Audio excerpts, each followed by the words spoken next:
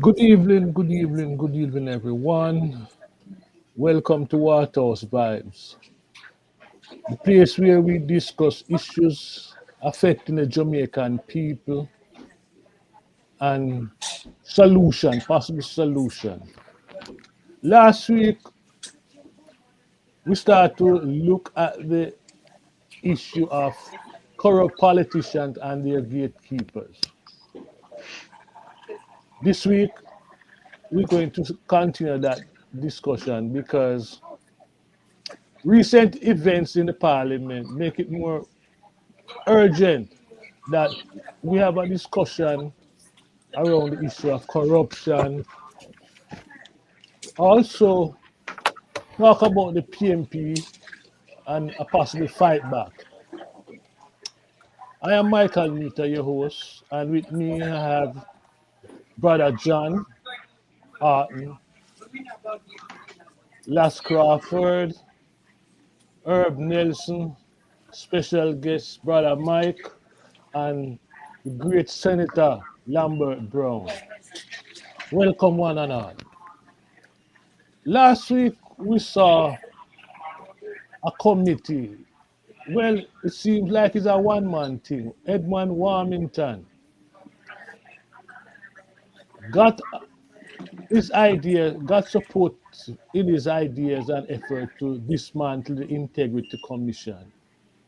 And so a document was adopted and sent to the Parliament, which talk about removing the Auditor General from that important body, which is the Integrity Commission.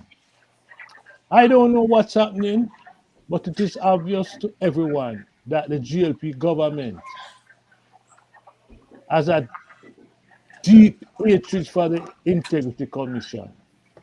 They want to control it, run it, and do all manners of evil with this committee.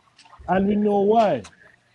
Why is Warmington so hostile towards this body? It wouldn't be fair to say it's just Warmington who is hostile. One can safely say that the Prime Minister is also hostile to the body. You don't have to go too far. Just look at his action, filing something in the court and what have you. This question and many others, I think right now occupy the minds of the Jamaican people. Why such hostility towards the Integrity Commission? I have two guests with me, Brother Mike and Senator Lambert Brown, who going to share with us their knowledge and experience as to what's happening. We just don't want to hear about the knowledge and experience. We also want to hear how we're going to fight back. How the Jamaican people are going to fight back and reject this corrupt Labour Party government. Brother Lamy, let me start with you. First, welcome, my brother. You're in the Senate. You, well, when I see you on TV, you're standing up to the GLP bullies.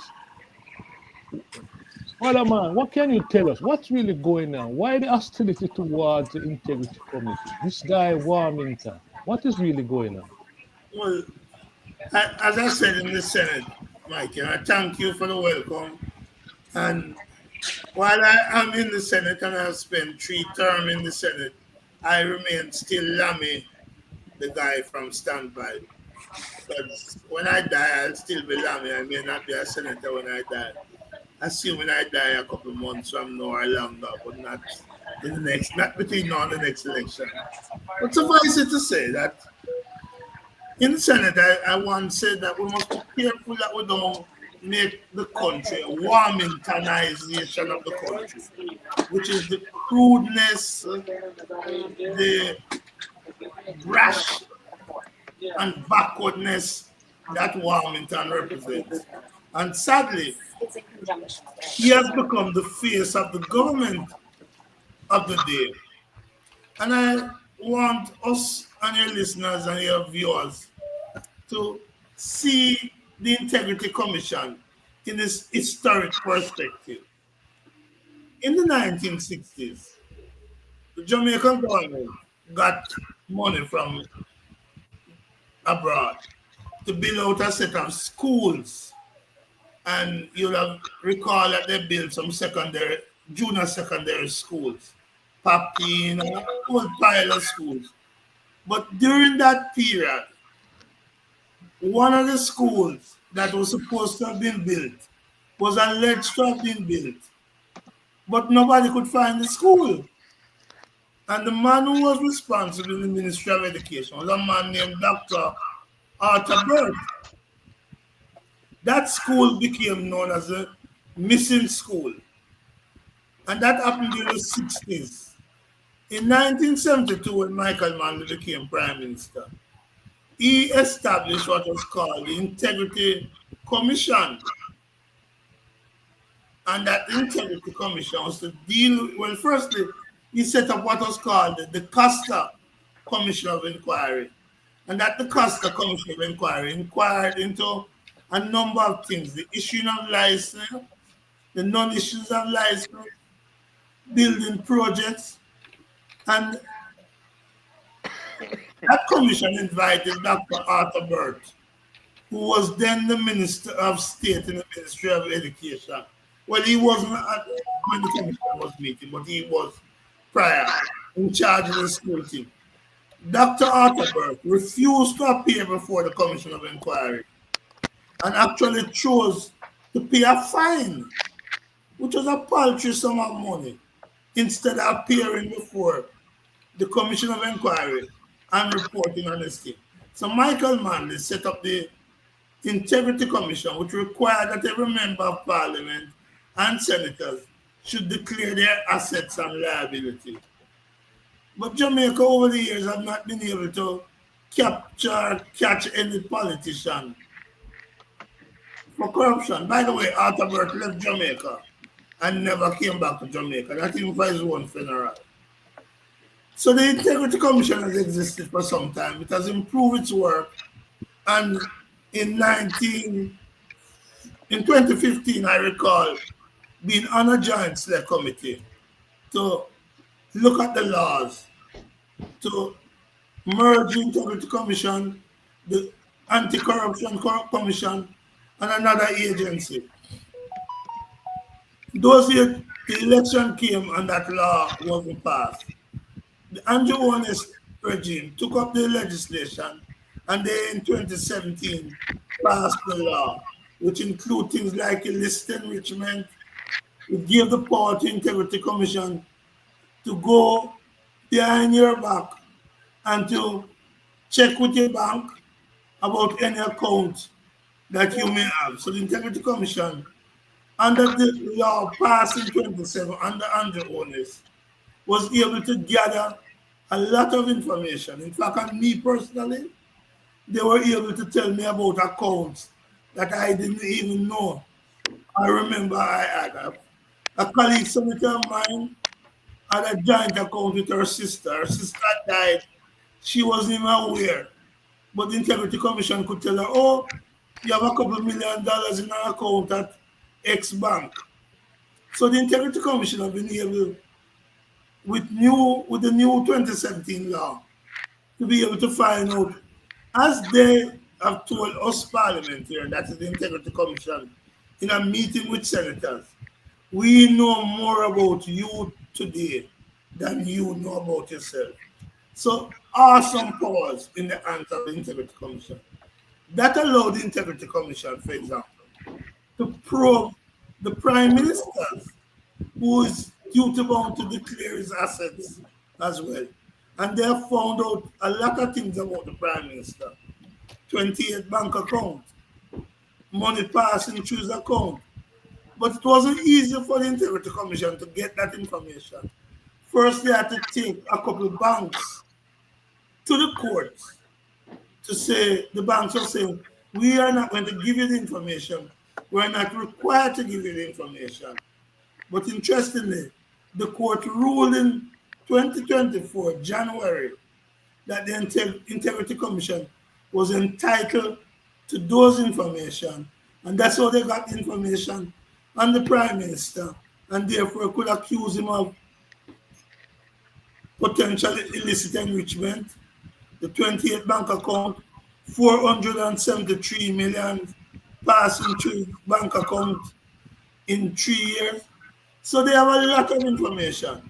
Now, with that power and that information, they become the enemy of those who may be engaged, who may be engaged in illicit enrichment.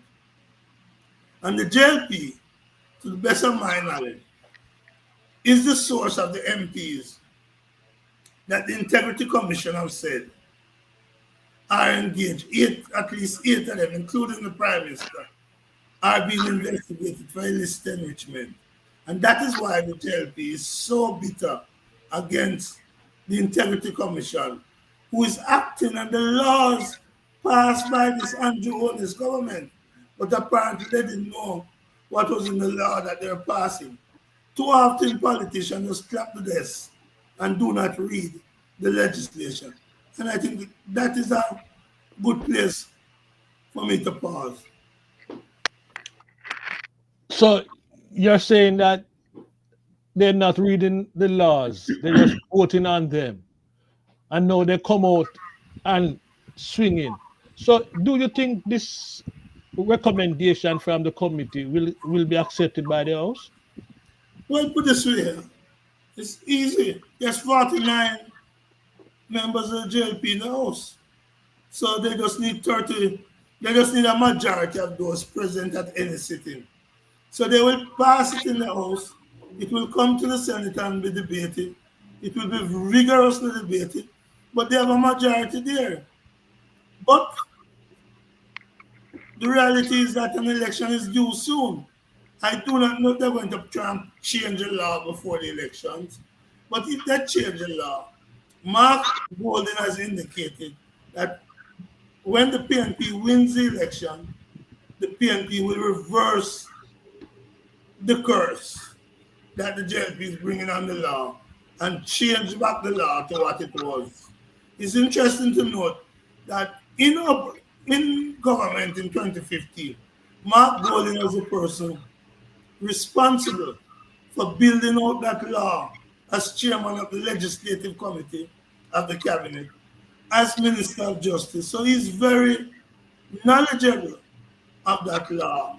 And I can assure you that the mood in the PNP is that if this government, in its dying days, attempt to change the law, it will be reversed when the PNP come to power. And what would you say is the mood of the Jamaican people when it comes to this particular issue, corruption?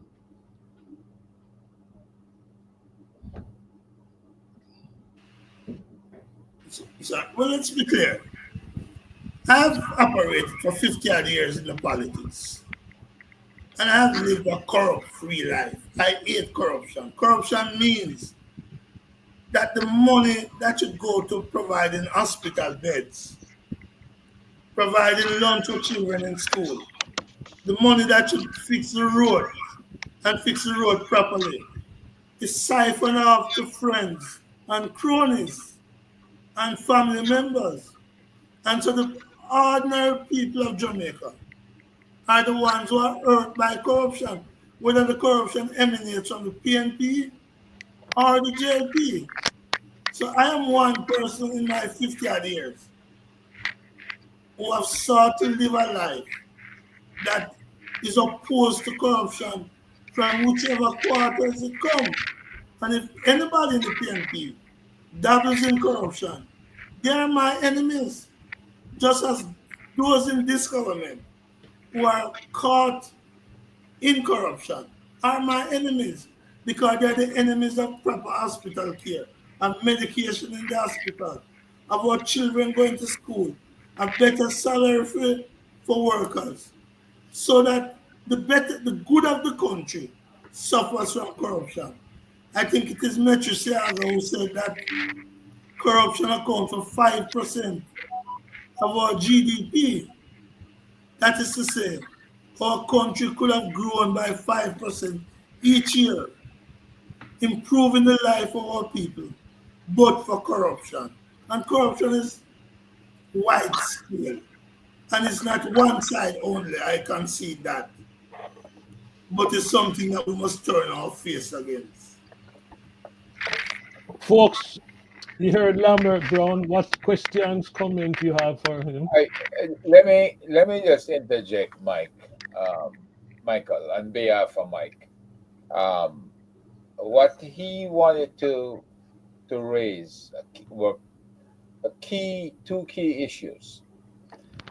One, for the PNP to be successful, they have to be able to expand the tax base.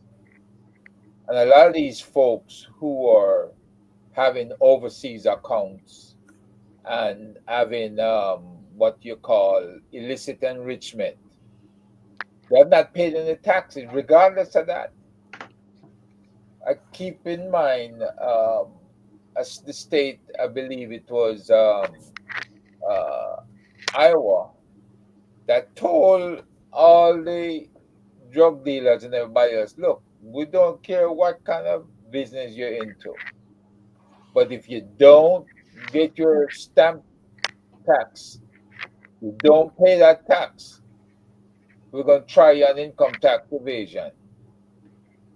And we're going to have to estimate how much money you've been making based on the assets you have, undeclared assets, as well as the houses and the cars and all that stuff that you own.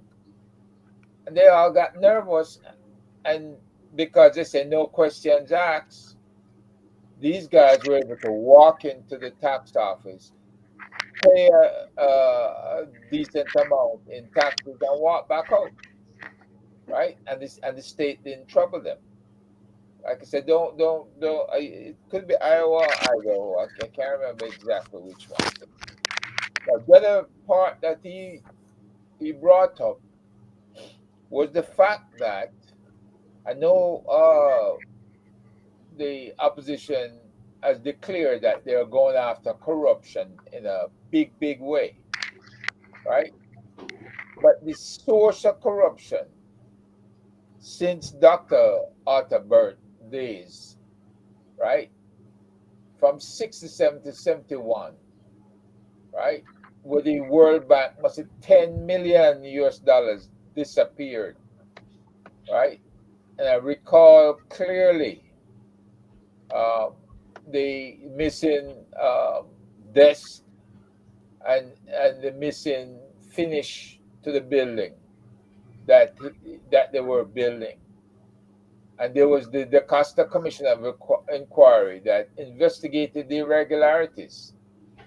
And Bert fled Jamaica to avoid appearing before the commission and facing criminal charges, right? He had the misallocation of funds and missing school projects. Still remains a significant chapter in Jamaica's history, right? Now, when you look at the continuation of corruption at the Ministry of Education, I believe the good lady at the Auditor General's office spoke about something like close to $1 trillion, maybe 900 million. That was unaccounted for at the Ministry of Education, right? Rural Reed and the Caribbean Maritime University scandal, right? He diverted over 50 million in public funds for personal use, right?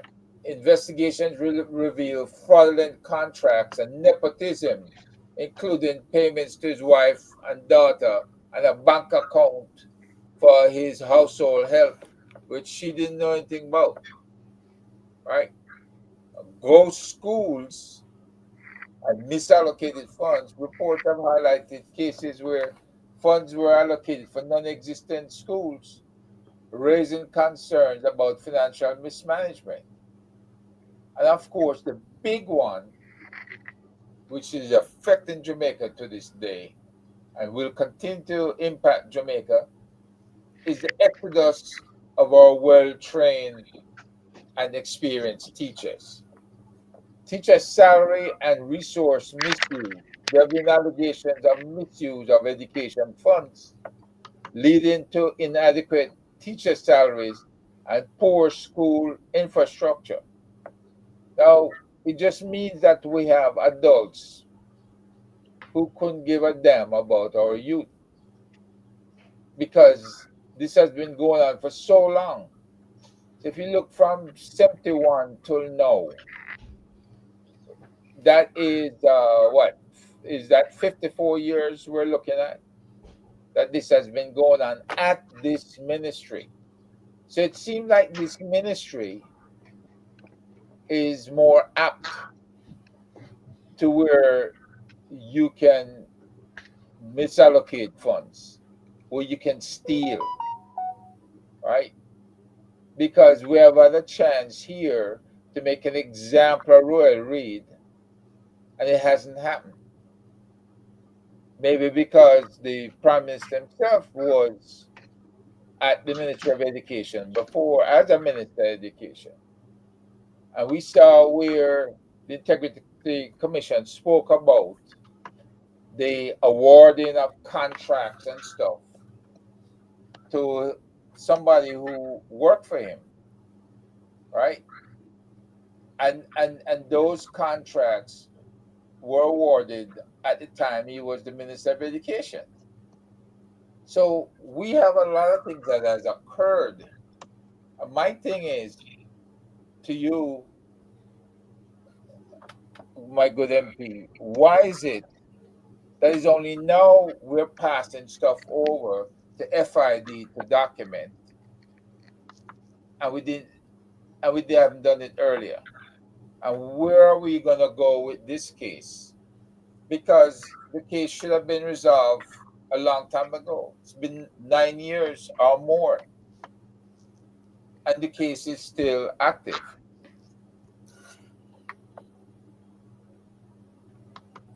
So what's the question you have for I Senator just Brown? ask it, where are we going with this, um, the case against Royal Reed?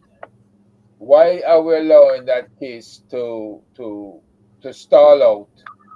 And we're not making more noise. And we know that the Ministry of Education has been their favorite target for ripping off funds. Lamy, You, can you respond? you have two agencies in Jamaica, NIA and JAM, and none of them has sought to even sue Roy Reid or the Prime Minister in court to force them to pay back the money because we know the money is missing, and Lamy, you Lamy, can't. can you respond to that, Lamy? I must confess, Mikey, I'm not. If you could repeat what you're saying briefly, because I wasn't hearing clearly. The others poor. Okay, what I'm saying is you have had this thing with Roy Reid in lieu of all the history of monies being ripped off from the Ministry of Education. In lieu of when the PM was there and the PM was giving away contracts to a company that he had an interest in because the person in charge at that company worked for him and was on a board on different boards with him and his wife, right? And then we see Roy Reid come in there and Roy Reid misused $50 million for personal use, with monies going to his wife, his daughter, and to his household help, who had a bank account she didn't even know she had. And we still watch as Mr. Reid is now flaunting with the idea of running again. We still not have completed a court case again, not even a civil suit against him, which a civil suit you can file against him to make him accountable and force him to pay back the money. Is this something that the PNP will take up and force Mr. Reid to pay back these funds or force the JLP to be more accountable? I get what you're saying. But firstly, the Royal Reed case is very, that's a, I must say it's an interesting case, but only interesting from the point of view that it has taken so long. And what Royal Reed, Fitzpinnock, and their lawyers have been doing is to exploit the rights given to each citizen to challenge their prosecution. And it's interesting that last week the DPP came out about conflict of interest with the Auditor General. In Rural Reed's case, part of why that case have not yet been tried and the PNP can't interfere with the criminal justice system, we have to await its outcome. But if certainly is found guilty, it will be in the remit of the government then to say, you have been found guilty of a criminal offense. We will take civil action against you to pay it back. That's certainly something within the remit of the government, and the PNP should certainly look at it. But in the Rural Reach case, they have fought through the Supreme Court, through the appeal court, and I'm not sure they're going to the Privy Council. A principle called conflict of interest. Now, what they're saying is that the judge in the parish court who was hearing Reed's case and who said, you know what, I'm not going to try you. I'm dealing with the procedural issues in your case. I'm not going to be the judge who try you because you, Rural Reed, was at Monroe at the same time that I was a junior, that is a judge, in Monroe up in St. Elizabeth. And Rural Reed and his lawyer said, that's a conflict of interest. And the judge should never have had anything to do with the case because both of them were at the same school together, even though they might not have even exchanged a word. So, Rural Reed is jumping on that. The Supreme Court and the Court of Appeal has knocked him down, and I believe the trial is set for some time, maybe next year. But you're absolutely right. Not only Mark Golden has said some will be charged for corruption, but where they're charged for corruption and found guilty, restitution, payback should be part of the agenda. And that I share your views. My Last, question, Lamy, is that you are saying that if should the JLP dismantle the Integrity Commission, that when the PNP wins the election, the PNP would reinstate whatever damage or dismantling that the GLP has done. What I'm trying to figure out is that the only form of engagement that the Jamaican people can have in this situation in terms of resisting or protesting,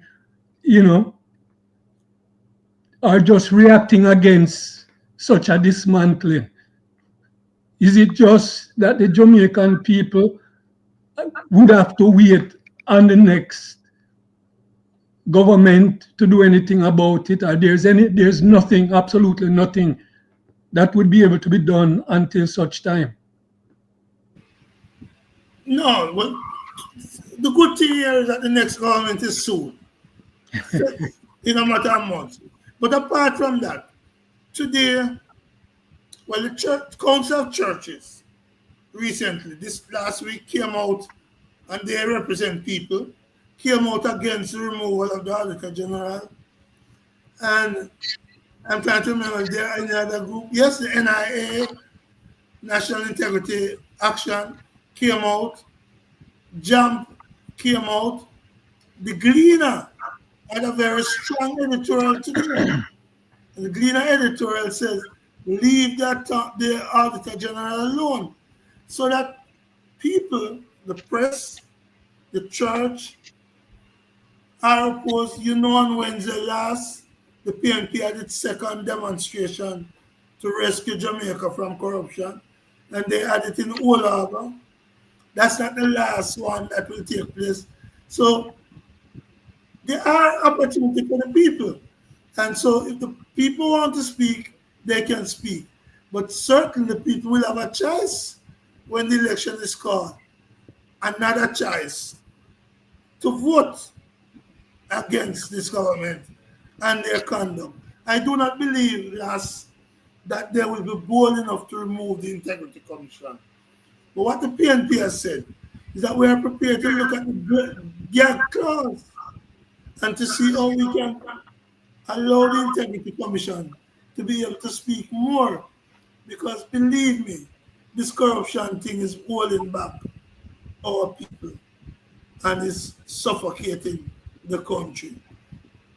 And I don't know that everybody in the PNP shared the view, but in my own humble opinion, I would remove any gag clause and allow the Integrity Commission to speak more freely about investigation. Of course, the Integrity Commission need to be responsible because people can be accused easily of and falsely, and they will need to clear the name. But to me, I would rather err on the side of full openness, let the people know, so that we take our hands off the people's money and let the people money serve the people's best interest. That's my view. John, your question, bro. Yeah, I think my question is a very broad question. And the question is, among many Jamaicans, probably a majority, the feeling of the views on corruption go across party lines. You know, the, the PNP's credibility is impacted negatively when the view expressed that both parties are guilty of illicit use of government money. And I am looking at comments in our column here, which I think we should post. But a gentleman said that when the PNP was in power, that they removed the Auditor General of for the Integrity Commission in the early 20s. I don't remember. So I want you to comment on that, because one of the biggest negative view about the corruption is that both parties guilty of corruption. Like, it don't matter, the credibility of the PNP is significantly undermined by experiences of corruption, some of which I'm not up to date on all of them. I do remember, however, that Royal Reed, at one time the board or the trustees at he was the principal of JC at some point.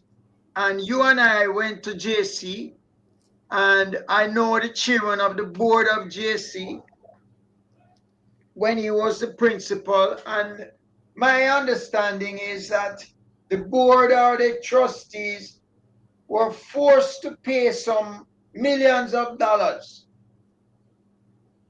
on his behalf or in protection. I don't know the details. I just recall something vaguely where there was this issue of his of misuse of funds. which were brought against him as not in his position as principal, but while he was the principal at JC. And I would like you to comment on that because it struck me as a very unfortunate situation that he was not even terminated um, by the JC board. But I wanted to comment, Lamy, on more the issue of credibility, um, because of the experience of thieving that got deep in Jamaica. I mean, is it a case of who thief the most that You look know, at I hear you, John, but let me make it very clear. It's a nice cop out for people who don't want to engage. You say both sides.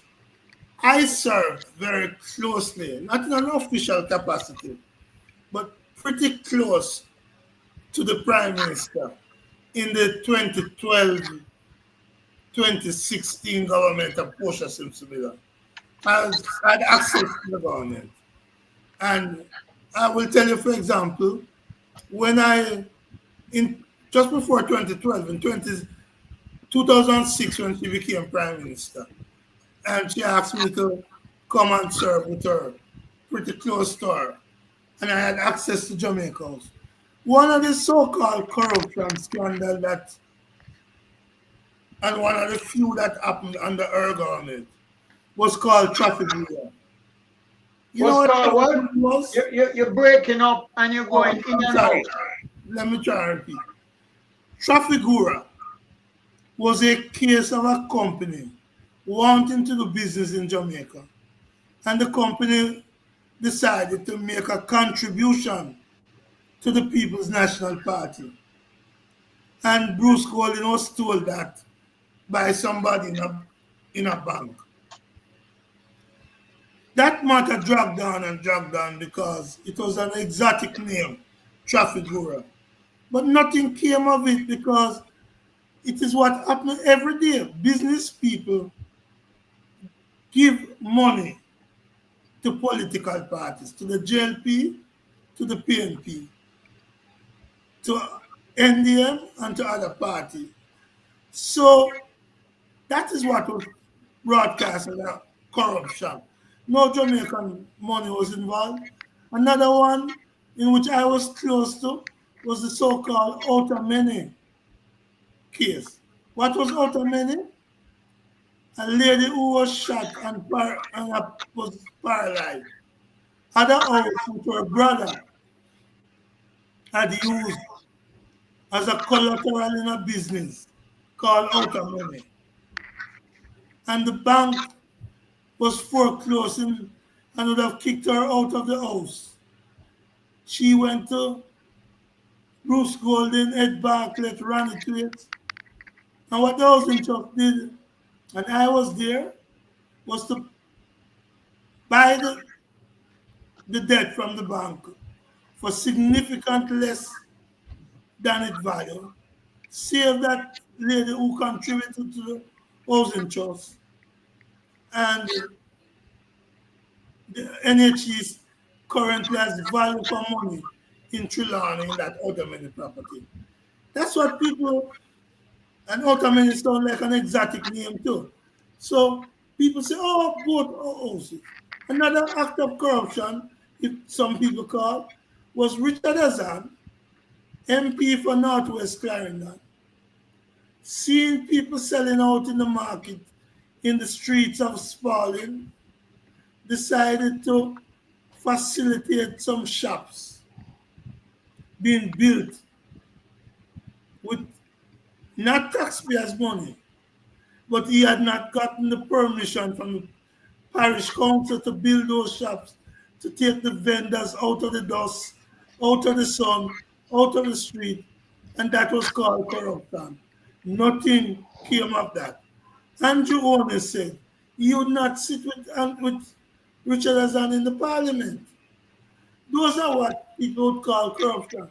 But when you can't account for $473 million, going through your bank account in 3 months. That's different from building a shop to ease the pressure on poor vendors in Clarendon. That's different from a minister of education can't account for money, as you're saying in the rural read. And in Rural's case, I know Rural very well. I served with Rural in the trade union movement when he was president of JTA. I know him as principal of that great college and Hope Road, Jamaica College. And the reality, John, is that as JTA president and as an educator, he was close to Andrew Holness, the Minister of Education. Andrew Holness made him an advisor. And when the JLP won the election in 2016, Andrew Holness invited Ruel Reid, who he had made a senator when Tufton and Williams was kicked out of the Senate. He made Ruel Reid Minister of Education. Ruel Reid was then principal of JC. So what happened is that the government arranged with the board of JC to give Ruel a secondment. That is, he would still be principal of JC, but he would not be working as principal of JC. He would become minister. So essentially he got several years leave from JC through the secondment to go to education. When the corruption scandal hit and he was arrested and resigned as Minister of Education, he was still the principal of Jamaica College. And so he said to JC, I am coming back. And JC said, no.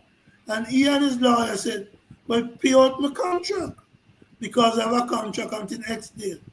And that's something that the JC board, which is their right to do, agreed to pay despite opposition from many members of the Old Boys Association and others in the society, including myself. And arising from that, there's no case between the former president of the Old Boys Association, Major Basil Jarrett, and the principal and other members of the JC board, because they said that Basil took tails out of the board. But you're absolutely right, John. Something didn't look right on that. And all of this happened while the JLP is in government. And the board, which answers to the Minister of Education, they can be fired by the Minister of Education, facilitated that payment. So, legal issue, and Ruel Reid smiled with that payment. He's no longer the principal of JC. And his successor, I think, is Wayne Robinson. I hope that explains what happened there. But Lambert,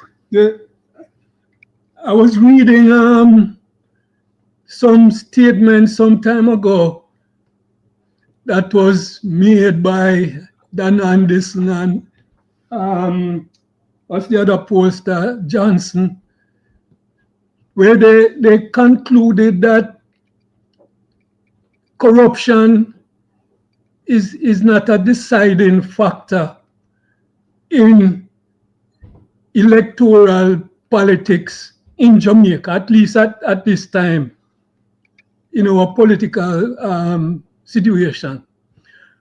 And one of the reasons that they gave for this kind of attitude of the Jamaican people is that corruption is practiced by both parties. Both parties are guilty of it, and people see it as almost natural occurrence, right? So I find your attitude to it now as kind of playing down the corruption of the PNP, you know, and highlighting the GLP corruption as playing into that same kind of political scenario. Because it's not just those corruptions that you mentioned. There are other big issues of corruption with the PNP. Also, issues like the light bulb scandal, issues like NetServe, issues like Operation Pride, all of these contribute to the dismantling of trust in government in Jamaica, right? So while we can focus on the GLP corruption at this time, we have to face up to the corruption on both sides and try to direct the country in a way, and future governments in a way to find solutions to actually counter and set up structures to counter this form of corruption and this kind of thinking in the Jamaican people. Let me say, let me clarify. I don't know about the at this time for me. I have been a consistent fighter against corruption. So it's not a at this time for me. I've always stood against corruption. And nobody can say Lambert don't sell them out, Lambert don't take this. So that I declare that upfront. Second thing you mentioned, I could go back and name more scandals. That is alleged. Iran sugar deal. I could go through and name them. But I disagree with those who say that the Jamaican people are not moved against corruption. You think Jamaican people supported Jack Smith when he stole the farm workers' money and had to be sent to prison? You think the Jamaican people support Cleve Lewis when he was stealing farm work ticket and are selling farm work ticket? You think the Jamaican people supported Kern Spencer when he was being tried for the light bulb? And by the way, Kern Spencer is PNP, right? But he was tried and found not guilty. So the Jamaican people, I don't share the view that they don't vote against corruption.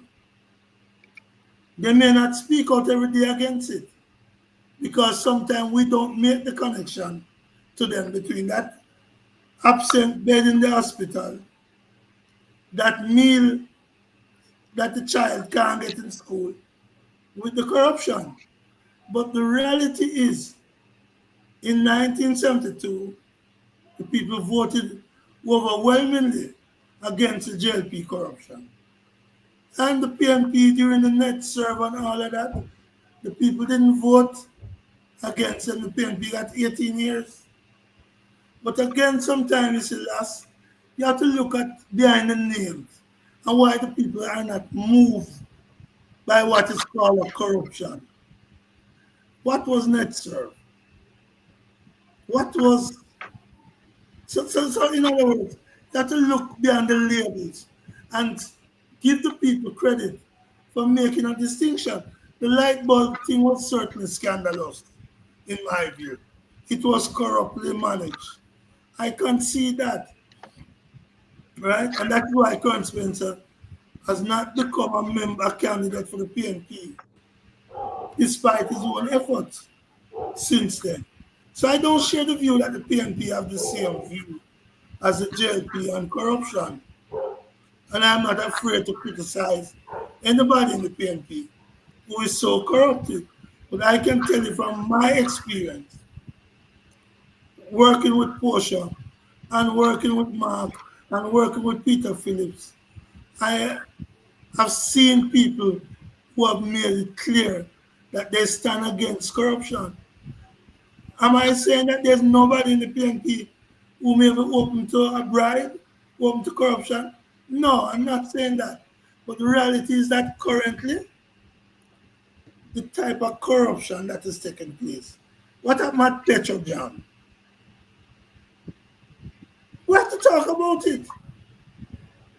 And the people are going to let people pay for it, right?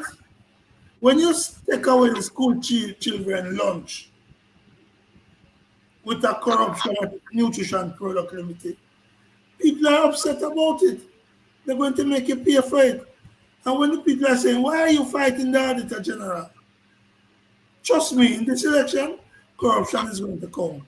And that is why you see the JP is fighting so hard against the Integrity Commission because they fear that come this month, June, another annual report from the Integrity Commission is going to come out.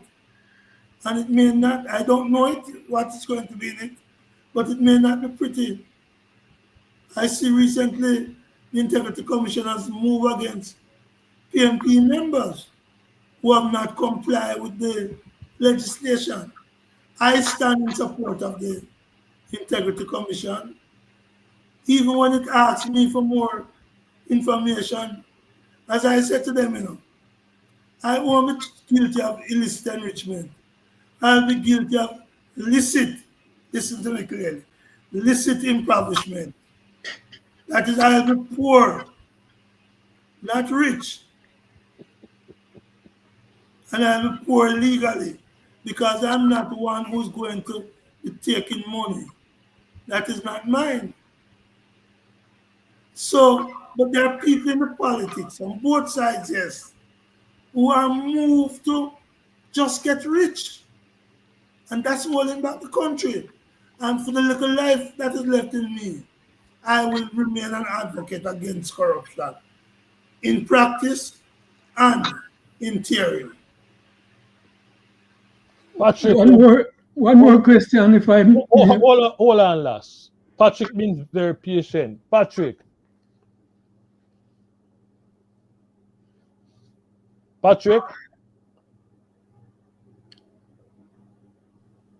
Yeah, can you hear me? yeah. First of all, welcome again, Lami. Good seeing you.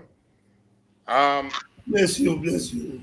yeah, you speak a lot in defense of yourself, right? And I think, as far as I'm concerned, your performance over the years, really speak for itself. There's no need for you even emphasize your being against corruption, because that is something that is, pretty obvious, right, from the work you have done and everything, and your track record. But I want to say further.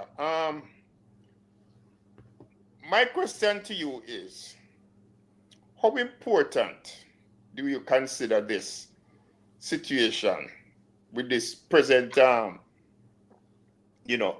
corrupt atmosphere with the current government? How important do you consider it being resolved in a justified way?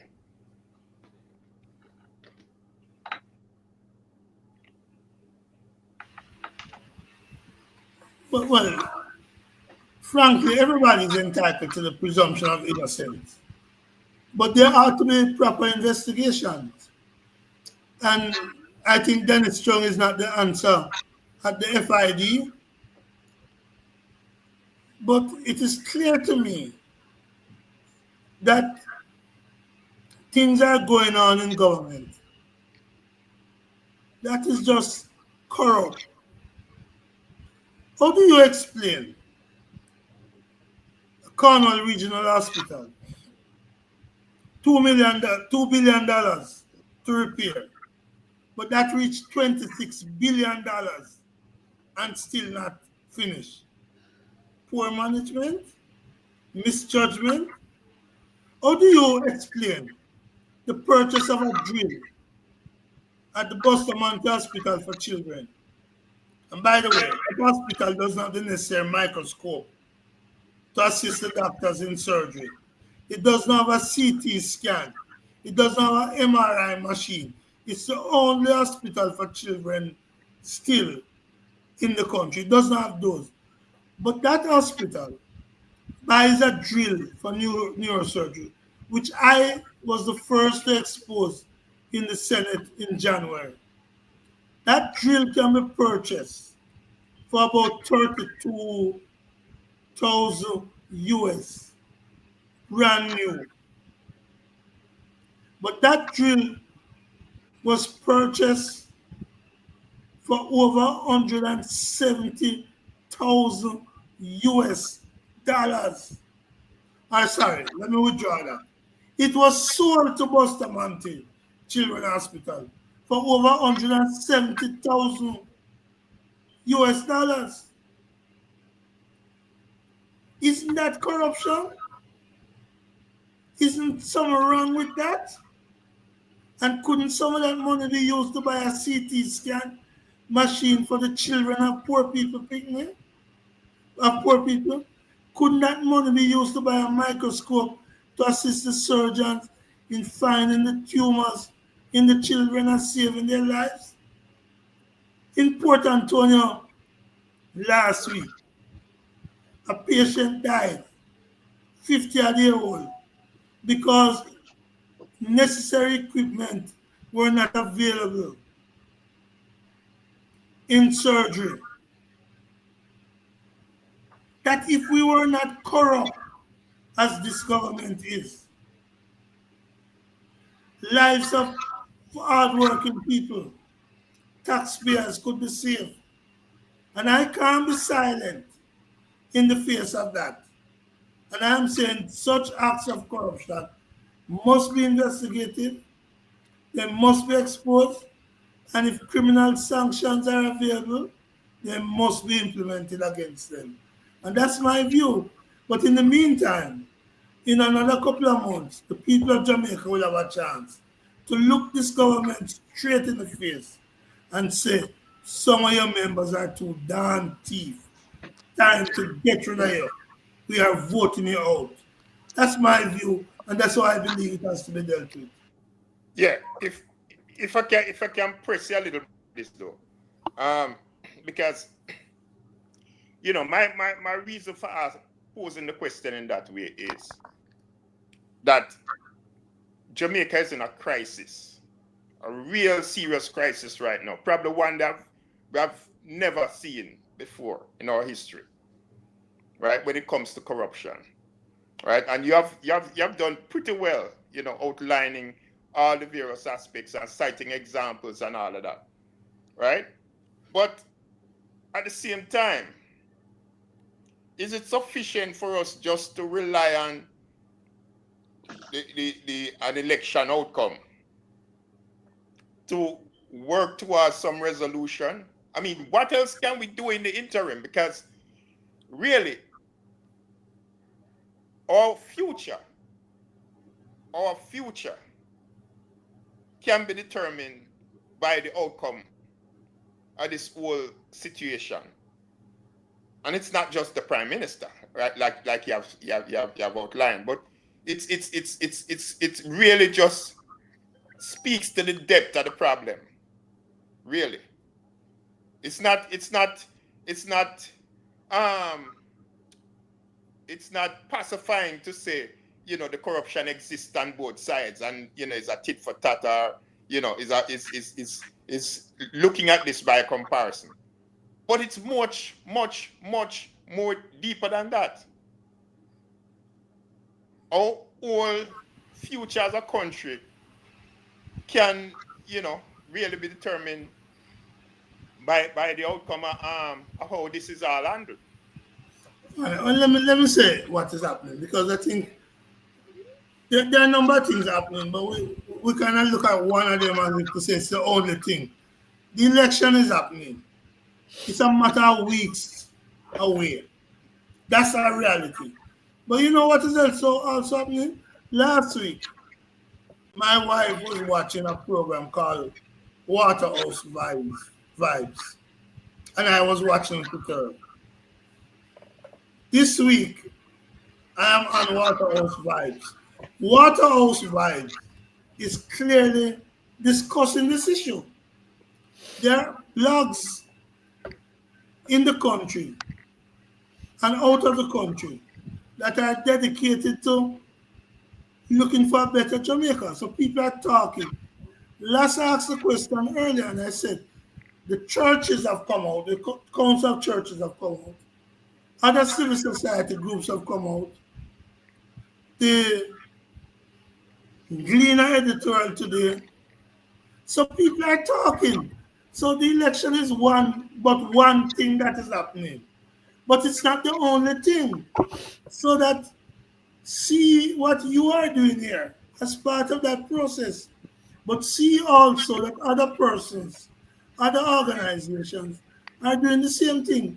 And I am buoyed. I see somebody, Lackland, saying he supports 100% the Integrity Commission. So what I'm looking at is people out there are being moved and are supportive. So a movement is growing. You may not all see it at the same time, but your voices are reaching other people. Don't think you are the only one who all the views you have about a better Jamaica. More people out there. So from where I sit, I see a movement. I see energy. I feel people are talking. People are seized of the issue. And again, don't make the mistake to think that me or others are only waiting on the elections.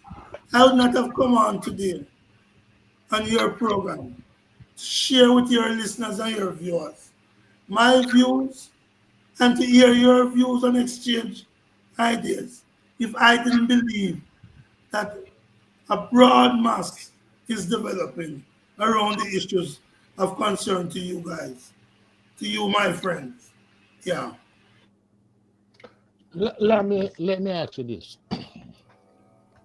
It is clear that corruption will be a major issue. My question is, do you think that is sufficient to move the people into the ballot box? If not, what is the PMP game plan? What to move the people? Because some people are doubtful that corruption can move the Jamaican people to the ballot box. What do you think?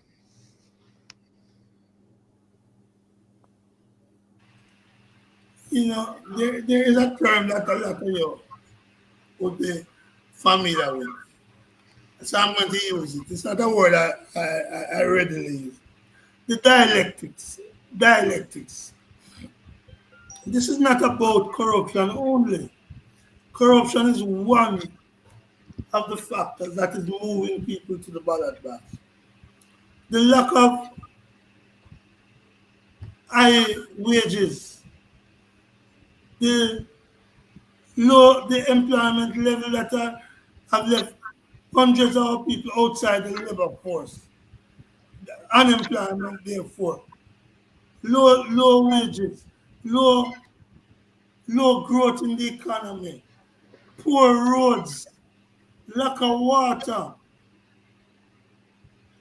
terrible healthcare system, an education system that is failing, where a principal of a secondary school, or was it a primary school, said 70% of the 220 grade 7 students were reading at. I think that's Prembaka.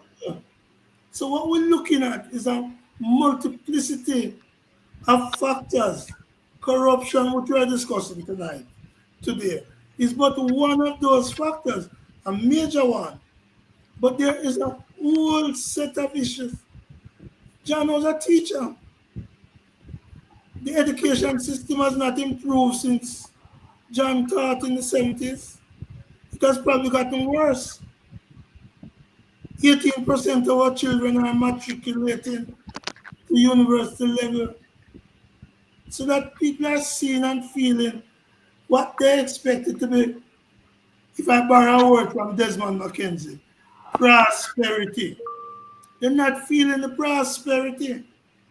They are seeing only the income inequality getting worse. They are seeing only a few people acquiring all the lands, getting rich.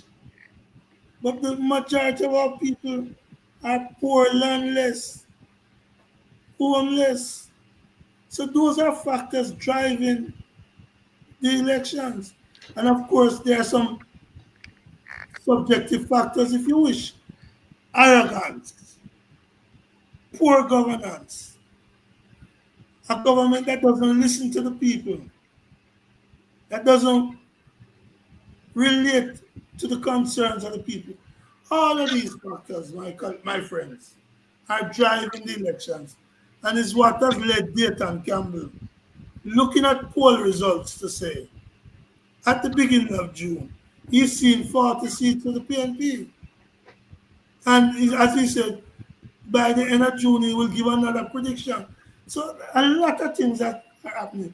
Last night in Westmoreland, at Guthrie Stewart High School, the PNP had a massive youth rally.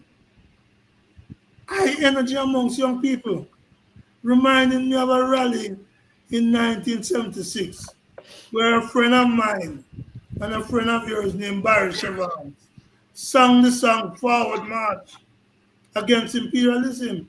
That's the type of energy I am seeing on the road now. As the PNP in a new song releases, sound the alarm. Anything them broke down, we will build back. We're marching up to victory. That's the mood I'm seeing out there. And I'm sorry my friends here are not feeling it on the ground. But that's what I'm seeing. I see the movement on the ground, Lamy, especially in the Waterhouse and those places. But the people complaining that Mark Golan is not a fighter and they want a fighter up there to represent them. That's what some people are saying. My friends in Waterford and others, Mark Golan is not a fighter. He just let the GLP get away with things. How do we deal with that perception?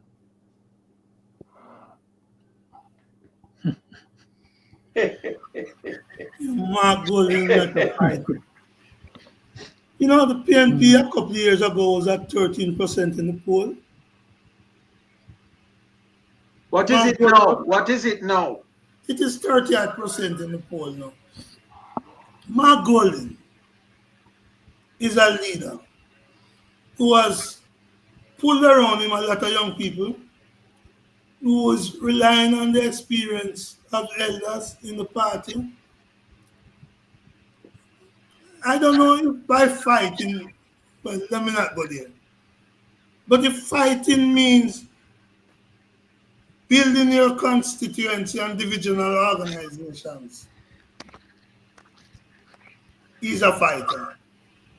If by fighting it means get up in the parliament and make a speech that says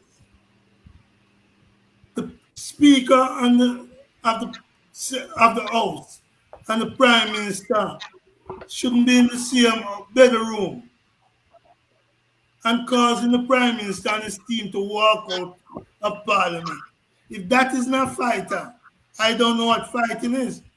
If leading a demonstration in the Ministry of Finance against Dennis Strong appointment and leading a demonstration in Old Harbour and planning more demonstration and going around the country in these meetings, youth rallies, speaking about the workers in the People's Forum that is being held across the country. If that's not fighting, then unless you mean a Sierra Maestro type of fight. No, I don't think that is what they're talking about. If it's not a Sierra Maestro type of fighting, then he is guilty of being a fighter. Okay. Lass, you wanted to say something. Yeah. First, I want to say, Lamy, I saw the, I saw the, Sorry, lass. Let me add a little bit. Let me just add a little context. yeah, A couple years ago, Mark Golding was in the Senate with me. And we were having lunch down at Harbour Street at a place called Moby Dick. We were having curry goat. I said to Mark Golding, Mark, you are a potential leader of the PNP. you have the potential of becoming a Michael Manley. Mark, I say you have to do certain things though. You have to cut some of your relationship you have now. I was the first one to tell him that he could be the leader several years ago. I reminded him recently, and he said that he accepted it quite reluctantly. So what we're looking at is somebody who didn't set out. I was happy to lend him Delana Franklin Okay. edited book of Michael Manning's speeches. So I've seen Mark goal in transformation. He never wanted leadership. It has been thrust upon him, and he's grabbing it with both hands, like a Mikey McCallum. He's giving some serious body blows. Mikey McCallum from Waterhouse, so great middleweight boxing. He's giving some licks in the solar plexus. And so, sorry last time I cut you, but I think we should put that in context. So this is a man who is fighting, and who is fighting successfully. Sorry last. Yeah, man. First, what I wanted to say, Lamy, I saw um the meeting in Westmoreland. And I must say that was very encouraging. The vibrancy of that meeting and the young people, it has show a good level of representation going way down to the youth. It was very good, a very good presentation. But what I wanted to ask earlier is this: about continuing the corruption argument. Is that we understand? I understand like the need for a body like the Integrity Commission and other watchdog bodies to oversee and to try and get some accountability and transparency in government. But what the problem I have is that why is it that in the ministries there seems to be no mechanism, or if there is, these mechanisms don't seem to be working to ensure transparency and accountability for contracts and the things that these politicians and these government workers do. What is holding back those kind of structures inside individual ministries as a person who is close to government or in government? Well, let me tell you where my view is, and some I'm going to impress upon the party. And I've said it to them. I believe we should have what Grenada did during their revolution. Have the budgets of ministries being discussed by all the staff in the ministry. So the staff can see where the money going and who is spending money where it shouldn't be spent. So you need to have some mechanism where the people in the ministries, not just the permanent secretaries, are knowledgeable about the budget and know what are the objectives of the ministries. So that's something I am for, the involvement of more people, because the more you put sunlight on the budget, is the greater your chance of disinfecting the corruption that comes about. And we all know, we study about the people in the state who make money off of the states. For example, a road is to be fixed. The road must get 6 inches of asphalt. But some official in the ministry sign off and the road has been completed when only 2 inches of asphalt are put there and the money for the 4 inches Inch. that wasn't put there. Distribute. And you see some state official building some big houses. And that's why the Integrity Commission is not just about parliamentarians, it's about officials too. And somebody asked a question, why are we not going to court with the Dennis Strong issue? Simply, when we go to court, we win. And we win because we do our preparation. It's not every case you win in court when you go for judicial review if you're not properly prepared and know the facts. Sometimes it's the court out that is going to give you the victory. Sometimes it's the people's court out in the street that gives you the victory. So the lawyers are still working on the possibility of court action in the Dennis Chung issue. But trust me, when we go to court, we win. So we don't just run to go to court like some people who feel that everything you go to court for. We first check out what are the arguments for, what are the arguments against, what are the laws, and that's how we operate. And that's why we have won so many cases against this incompetent government. Herb, any question for Lammy? Senator Yeah, Brown? yeah, I've got my follow-up question. You touched on the very thing that I wanted to ask on, which is going to court. And my question to that is, how often has the PNP engaged with government employees or others within the government uh, decision-making structure about the corruption in contracting and procurement, right? And about the corruption that these ministers, especially in the case of Ministry of Education, when those contracts went to one particular company that we knew was associated with the Prime Minister. He was Minister of Education at the time. Or is the PNP encouraging those people to file lawsuits, right? Take it upon themselves to file a lawsuit as an individual or to back them up as individuals if they have a really competent attorney and a good case that they can present in court.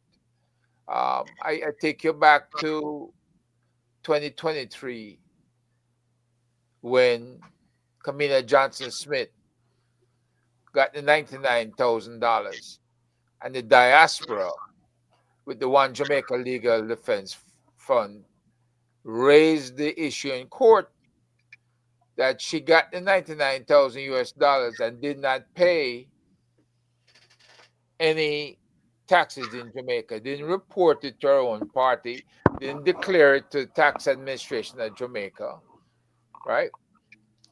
And we were able to file the lawsuit back then, right? We supported Mr. Rattigan in that endeavor. So, what is it? And I know the Golden has won cases when he filed against government, right? We see that. So why can't we encourage others, whether it's the private sector organization or whomever, to file these lawsuits, all right, administrative lawsuits, to challenge the government and their misappropriation and misallocation and just diversion of funds that never ever is resolved. It's been going on now for 10 years. Why can't we support both and encourage either individuals as a company or as a private sector organization? All right, let me start by saying I want to commend the diaspora commend Rattigan for the brave move that he made and for the exposure that he brought to the issue. You note, for example, that the court ruled against him. Again, I don't support the decision of the court, but that's the decision of the court because I believe that local standard ought to have existed. So you can go to court and you can lose, even though your cause is righteous, even though your cause is fair, because the legal system has its own idiosyncrasies. You have to have the evidence.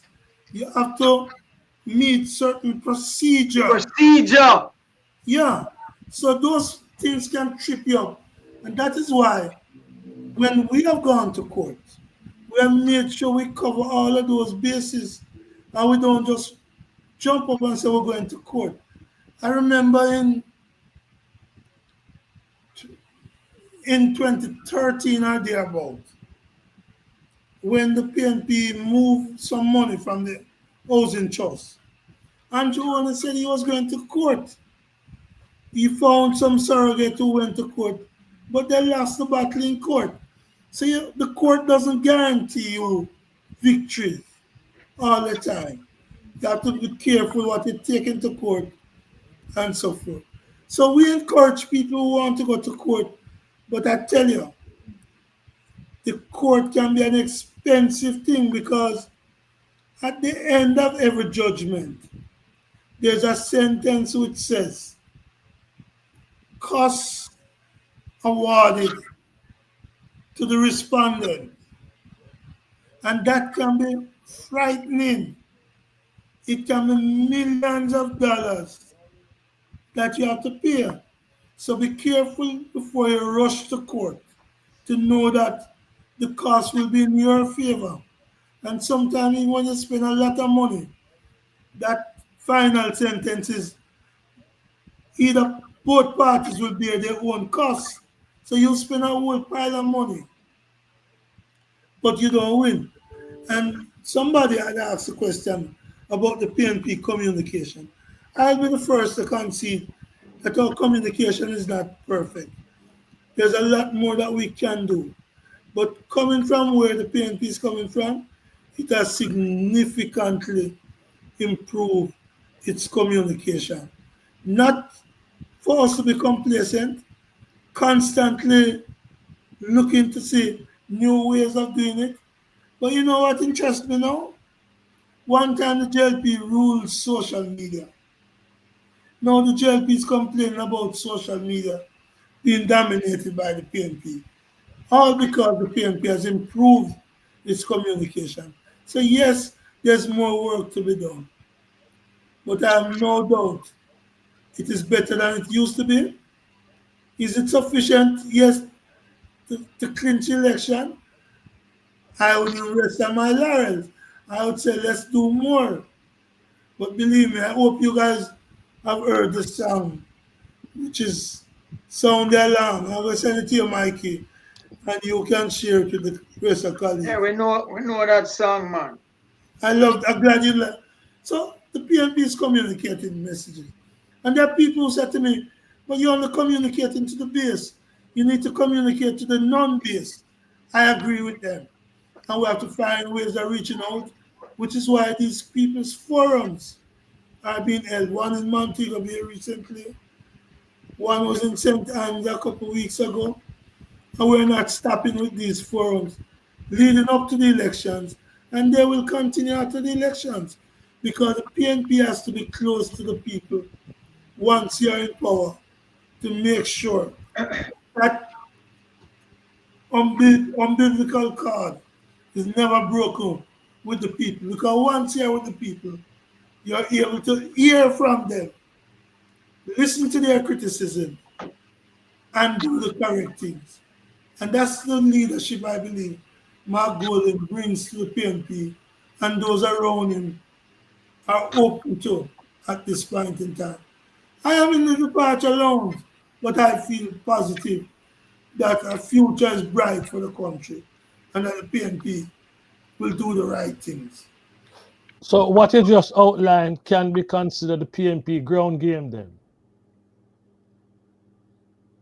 Wait, now I have a question before you start to talk in terms of shutting down the program.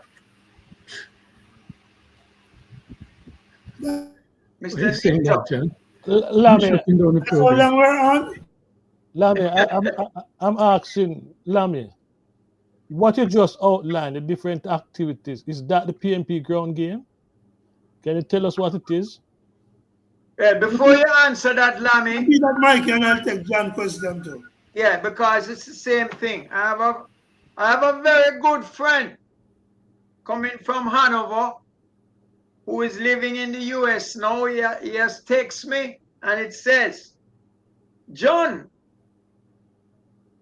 ask Lambert, what will the party be doing in respect to the Dennis Chung issue? What's the next step?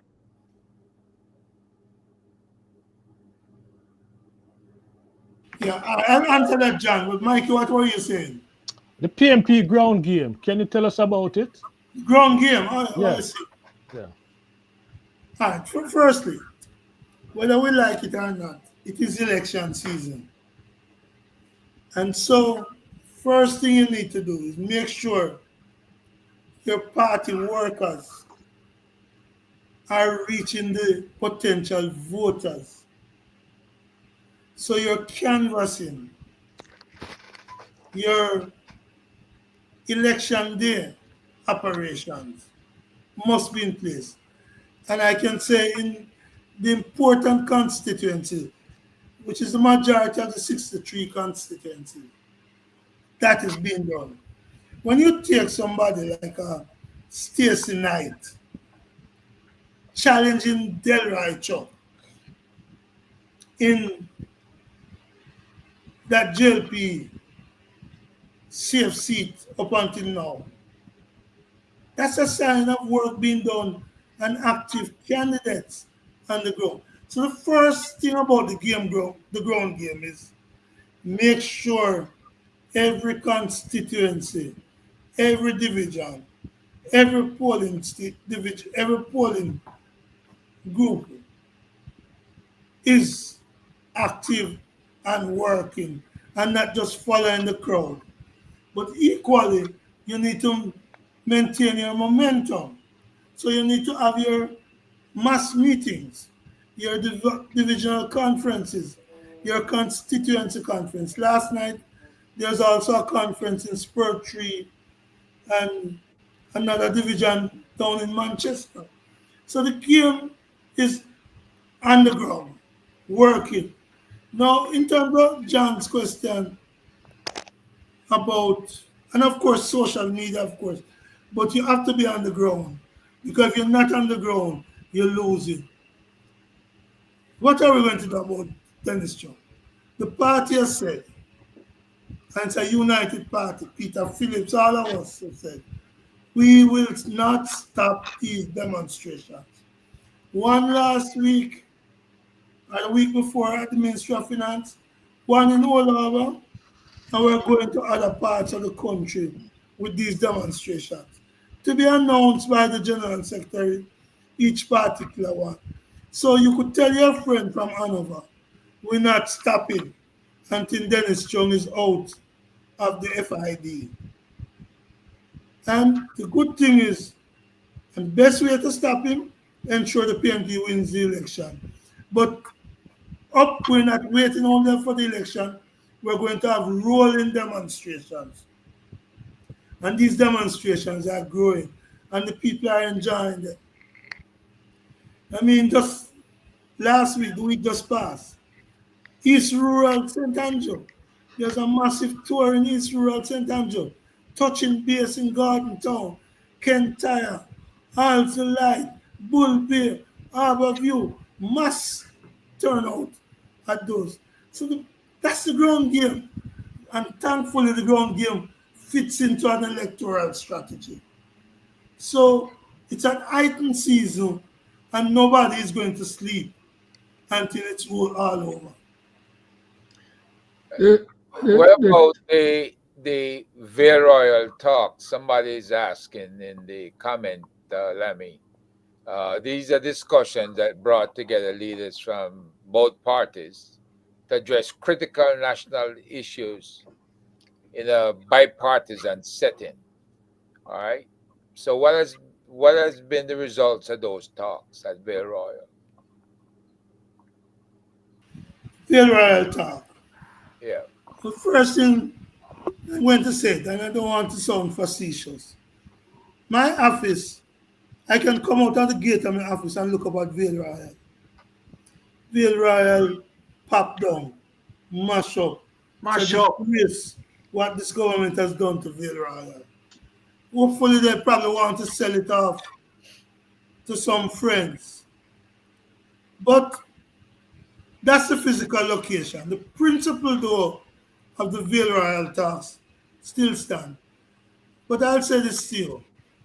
I do not believe the government trusts the opposition. I don't, and I know the opposition don't trust the government. And the government has not kept its word in those talks. So it's unlikely between now and September any such talks will No, take it's place. not the time. It's not going to be No, the time.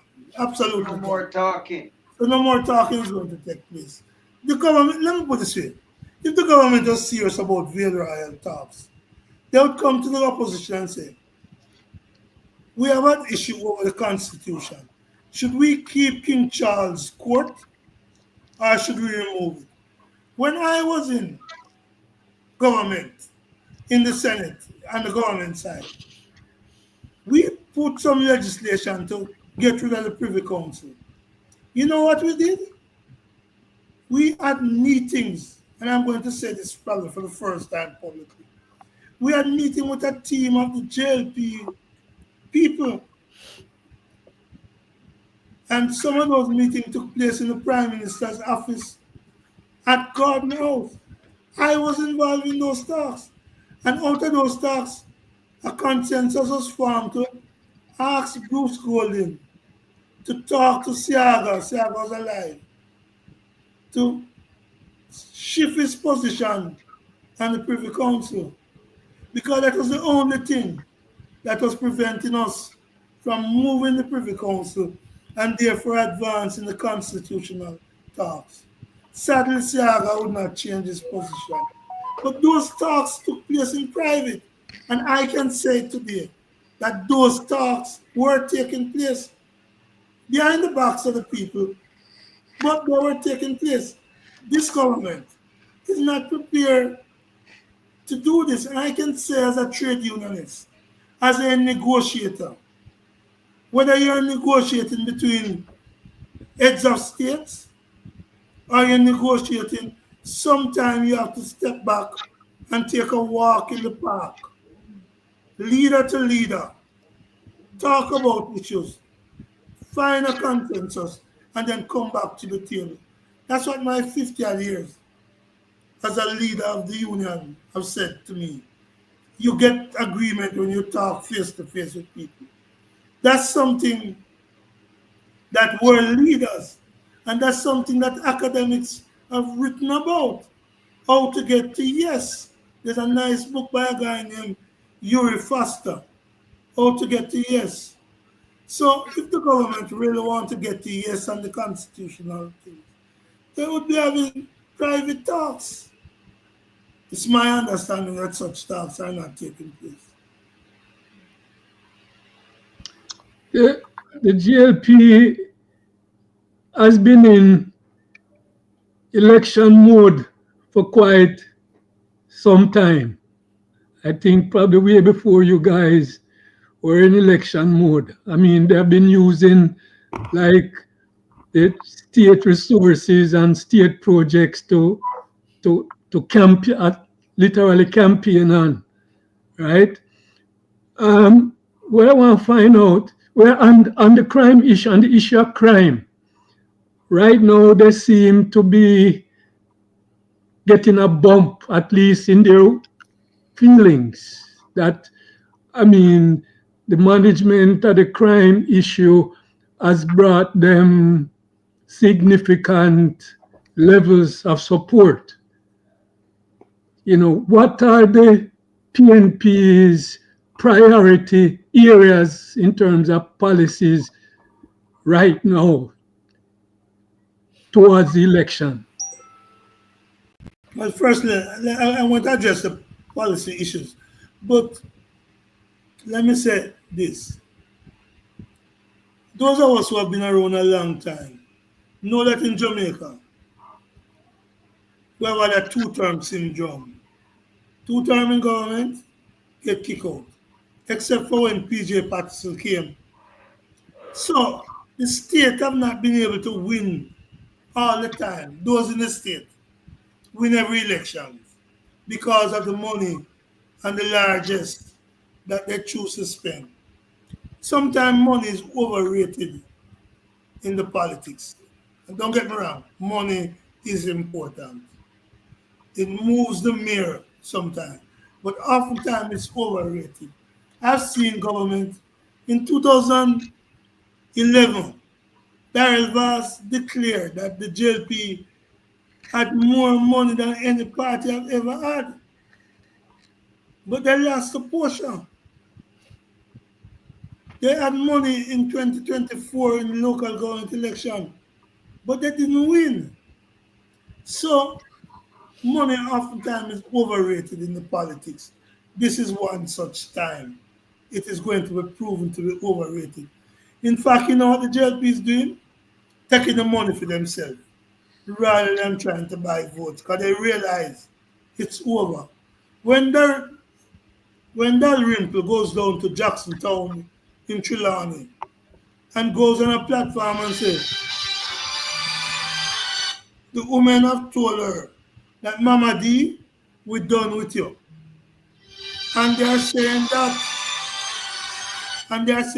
all over the country to JLP candidates.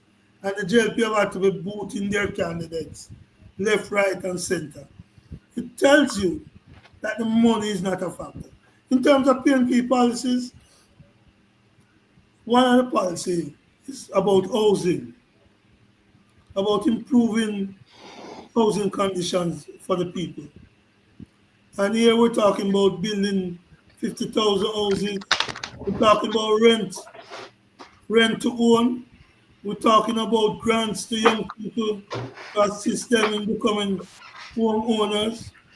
We're talking about utilizing the NHT better and moving it back to its original purpose of providing houses for the people, as was done in Portmore and other parts of the country.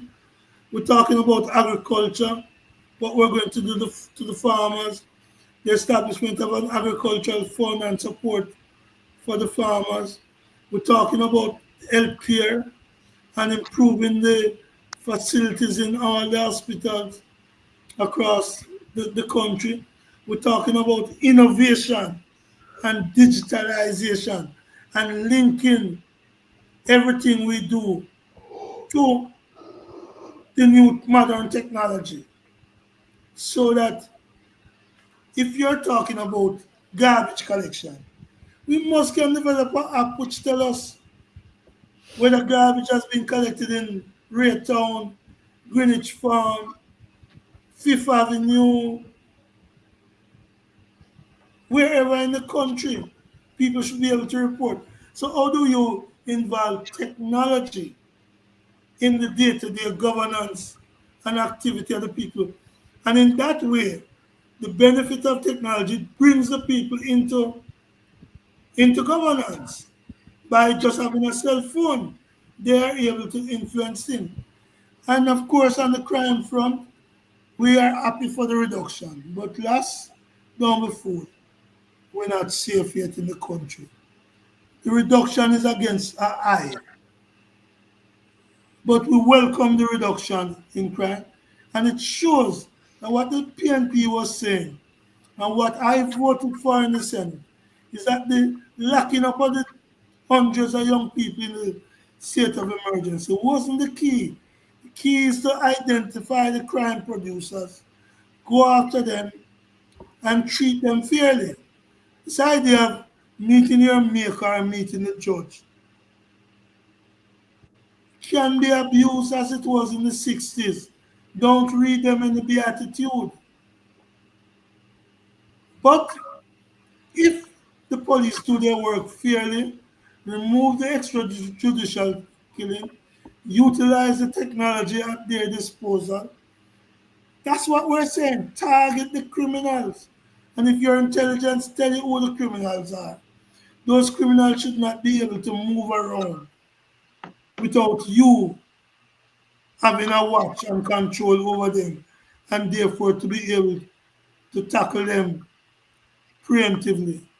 So that's where we are. So we have a set of policies that each spokesperson is rolling out now in the sectoral debate in the parliament. You heard Angela Brown Burke on Foreign Affairs, Natalie Garvey on local government, Philip Paulwell on energy and agriculture. You heard Wavell Irons on labor, contract work, work permit, and those issues at the People's Forum, Janice Allen on tourism. So all spokespersons are out there. Debbie Icklin on culture and entertainment and the creative industry. We're out there talking to the people. Yesterday on Ratigan, Debbie Icklin was there speaking about the cultural and creative industries. So yes, we're trying to take our message to the people. And are we perfect with the communication? No. Are we devoid of policies? No. The policies are out there. Gabriel Morris, chairman of the president of the YO, spoke last night on some of the housing policy that Floyd Morris has developed. Mark Golding spoke on other policies as well. So the reality is our spokespersons are out there speaking and they are looking. If you know anybody who want to invite them to come and speak, feel free. And I'm sure if you pick a topic, they are prepared to come and speak to Waterhouse Vibes or any other areas, as they are doing with other bloggers now. Yeah. My last question, Lamy. The meeting last night in Westmoreland, was it last night or the night before? The 14th. Last was the night before? Last night. Last night. What Yeah. about it? What Huh? about it?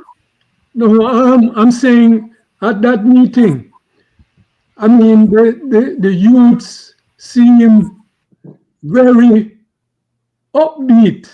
The Patriots and the YO seem they kind of reflect a mood that kind of reminiscence of the 70s kind of vibes of the YO. I mean, I want to ask you, how are these young people being engaged in the electoral thing on the ground at this time? Well, firstly, you should know that Mark Golding established a junior shadow cabinet, and that every spokesperson as a junior, a young person, as a junior spokesperson in that, so that the young people are involved in the governance and development of policy. In terms of the electoral, the president of the YO, Gabriela Morris, is a candidate in Northwest. The former Northwest Center, the former Williams don't leave Center, Danishka Williams, young lady, candidate in Southwest and likely to win that Gallimore seat, which has always gone to, but for a few occasions, I've always gone to the JLP. I've seen polls where she's leading my friend Xavier Main in that seat. Young people. She was also a YO and still is a YO person. I believe she was just elevated into the Patriots. Omar Newell, former Patriot leader up until yesterday. He's replacing Maurice Guy in Saint, St. Saint, Mary. Saint Mary. And there are other candidates across the length and breadth of the country. Raymond Price, relatively youth in East Central, Damian Crawford in Northwest, St. Catherine, and not to mention the young candidates at the councillors level. So we have a set of young people who are out there giving service at the councillor level, councillor candidate level, MP level, MP candidate level. And so, and not to mention last, the behind the scenes, the canvassing. They have been trained to canvass. They are actually out there canvassing and doing the other things. So we feel good about the role of young people. But I'd like to say publicly to my leader, Mark Golden, that when we come to power, we need to establish a council of young people, which bring young people leaders, leaders of young organizations from across the country, across party lines, across social lines, to meet at least once every 6 months with the leaders of government to make sure we keep focus on the young people issues, whether it's been agriculture, whether issues in education, whether issues in communication, whether it's issues in business, so that we need to build a structure where young people feel and are not the feeling but are part of the process of governance going forward. As a former young person myself, I am now. And now I am in the departure alone. I would recommend to anybody. When I was young, there's a time, John, You're still when young, Lammy, man. You're if still you were young. 30 Trust me. year old, you were considered old. Now at 70, I believe I am young, but I know my youth is behind me. So I would like to see what we thought of when we were in the 20s to be done for young people should be done for young people, even though older people are in the government. So you make that link, right? So when you think of somebody like Paul Burke started as a young person. Paul Burke is our age now. We need to make sure that we're building for the future with these young people, see them in a long-term way. All right. So Lammy, I'm Lame, assuming we have done what? you One more represent minute? you represent your party well, brother. Lame, Lame. This, Good this, co- training, lass. Good training. this, Yeah, man. Lame, Well said, Lammy. Well said. Yeah, Lame. thank you. Thank you. This conversation would be devoid of certain things if I did not ask you this question. What role can the diaspora play in helping to remove this government from office? What role can we in the diaspora play? Many roles. And what sadly what has happened is that the diaspora once united have been divided by this government. The effort of AJ Nicholson and the other leaders in foreign affairs have gone to naught because this government has sought to divide. We need to unify the diaspora. But you know, someone, a program like this called Waterhouse Vibes. Look back to see what you can do for Waterhouse. And there are other communities. My own community, Standpipe. There are people who are in the diaspora who gives. But we not only want to hand out from the diaspora. We want to encourage the diaspora to invest in the country, make money from the country, bring your ideas and your thoughts, your skill that you have obtained to the national development. And I am sure the Ministry of Foreign Affairs is going to reach out to you in the way that you in the diaspora are already reaching out to see what you can do. Sadly, the diaspora has been seen as a what can you give back? We welcome everything you have given back. The health fears, The doctors coming back to help at Bustamante Children's Hospital are doing dentistry and other clinics in the rural and other community. We are going to ask you to continue to do that. We're going to ask you to continue to be. But equally, we're going to ask you to make sure that what happened in November never happens again, especially in the United States, by becoming active to as far as you can in influence in what happens abroad as you influence what happens in the country. There is going to be exciting roles, I am sure, for the diaspora and the members of the diaspora under a new government, beginning with the unification and treating you as what you, the diaspora, can also get from building with us. So it's not a what you can give, it's all we can together be. And when you do a program like this, you bring the community into touch with what is happening abroad and you can sensitize them.